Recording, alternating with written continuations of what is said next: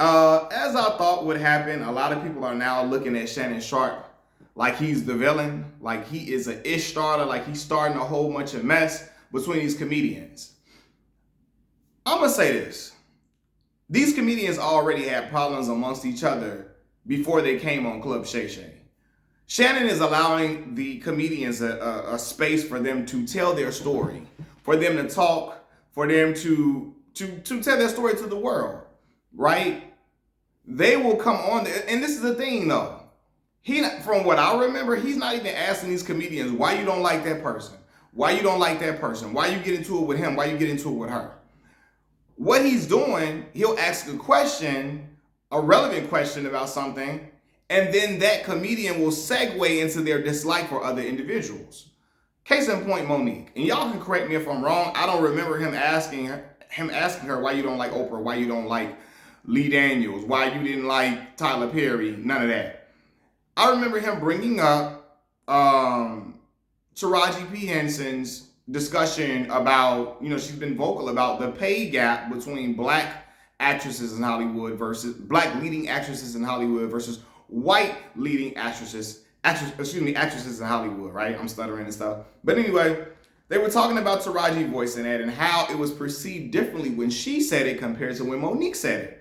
And from what I remember, Monique started talking about that, and then she segued into talking about Lee Daniels and Oprah Winfrey and Tyler Perry, etc., and problems she had with them and things that transpired between them that led them to have a contentious relationship, right?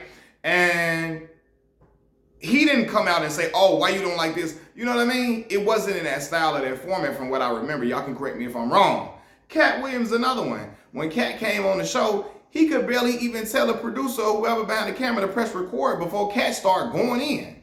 He really couldn't even give an introduction for real. Cat just started going in off the rip about, you done had comedians on here that done told some lies. I'm here to tell the truth. I'm paraphrasing, right? And he just started going in. It was time Shannon was even trying to interject and stop Cat from, oh, Cat, don't say that. Don't do that, Cat. Don't do that. And Cat just kept going. Cat looked at him like, hold on, let me talk. And he kept going. And if I'm an interviewer in that situation, I can't keep cutting you off because I may not like that you're having a moment to throw shots at another comedian. I can't keep doing that because at some point I can risk losing this interview, okay? And if I'm not letting you speak freely, you might say, okay, well, damn, I don't want to talk to you no more. I can't speak my piece. I can't say what I feel. And that's why comedians are coming to Club Shay Shay, because they know on there they won't be filtered. They won't be limited in what they can and cannot say. And Shannon is doing right as an interviewer, as a content creator, by allowing them to do so, right? But my thing is, he's not asking questions for them to be trashing other people. He don't come in there like, oh, why you don't like him? Why you don't like her? Why you don't, I don't think it's fair for him to be looked at as an ish starter. Again, I think people now are gonna, first of all, people saw the formula with Cat Williams. So there are going to be other people who come on Shannon's show in order to, if they're a comedian, they going to talk some trash in order to, sometimes this is just how they feel. But they know Shannon has a lot of eyes on his platform.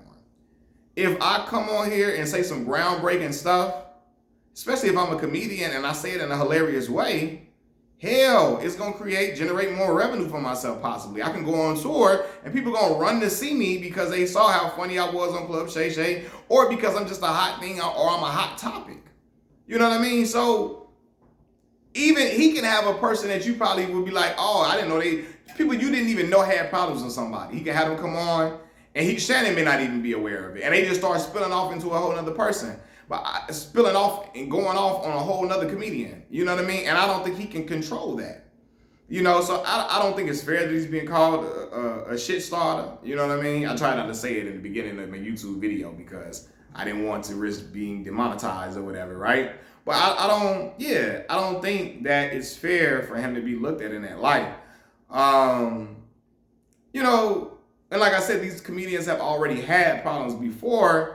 And he's not asking them those questions to like, hey, why you don't like this and why you don't like that person? You know what I mean? They like, listen, I come here and I want to talk and I want to say how I feel. because they feel comfortable talking to him. I don't know if it's the cognac that they drinking on during the interview too, or what. But hey, and this is the thing too, because I just recently learned, because Shannon was talking about it on Nightcap when he had Shannon Crowder on there when they were, in Vegas for Super Bowl weekend. And he like, he addressed him getting backlash for the Monique interview, and people looking at him like, oh, you starting drama. And he like, listen, man, he reached out to Monique. He admitted that he reached out to Monique. And people are like, oh, well, if you reach out to Monique, you know what's going to happen. No, bro. I want, as a content creator, the job is, people going to act like it's not. A lot of people want viewership, right? Now, how you choose to get it is on you. I'm not going to choose to get viewers, like on my channel, by me bigging up Eminem when I know I'm not a big Eminem fan. I'm just not going to do that. I'm not going to react to Eminem content and act like I've never seen it before, or act like I'm just in awe every time I do it, because I know the stands are going to drive up my subscription and whatever. I'm not going to do that to gain an audience or gain a fan base, right? But like Shannon Sharpe, I would want people who are popular to be on my platform. I would want people who move the needle to be on my show.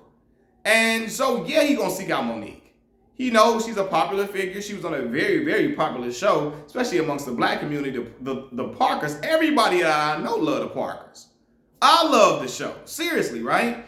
And it's great to talk to her when you have these conversations about black leading actresses not being compensated properly compared to white leading actresses. Who better to have on the show when we got this discussion going on? Who better than, outside of Taraji, who better to have than Monique, a woman who was talking about this years ago, 4 or 5 years ago? You know what I mean? So, yeah, of course he's going to have her on there. She's going to move the needle, and it is what it is. But he's not coming on there. He's not coming on there to ask her why you don't like DL Hughley. Shit, you know what I'm saying? When he asked her, what you got with DL? She brought up DL on her own regard. Then he said, damn, what you got with DL? You know what I mean? And she like, oh, you see how his voice got high? She said, DL is friend, honey. And then she got to start talking about her problems with DL. And he didn't even know. No, he said he remember them having that little riff about the headlining situation, right? But he didn't ask her about DL. She came in and brought his name up. And that what happens sometimes when you have a popular person on the show. If you got I'm trying to think of anybody popular. If you got, especially with a person who's very outspoken, and people love outspoken guests because they're going to give you certain sound bites that will take your platform to the next level, right? You don't want a person who's going to be super short with answers. You don't want a person who's going to be really meek and not really say anything, who's just going to play PC all the time. You want a person who's going to have candid conversation with you, right? Who you can openly speak with, and they can give you long answers, quality answers. They're going to give you not short, brief stuff. They act like they're not going to act like they don't want to talk. Monique is a person who's going to talk to you, who's going to she's going to ask you some questions herself. She's going to ask you some stuff. Kat going to ask you some questions, right? And these figures have been beloved figures in the black community at some point. Kat has been a beloved figure for a long, long time. Monique, when the Parkers was out, she was extra beloved. And when she started talking about the pay gap, she's extra beloved. And now, she's still been beloved, even though she got friction with some. Some people may feel differently in the black community. I don't agree with everything she does and says. I surely don't, but a lot of people do. But Shannon he not a shit starter, y'all. Stop.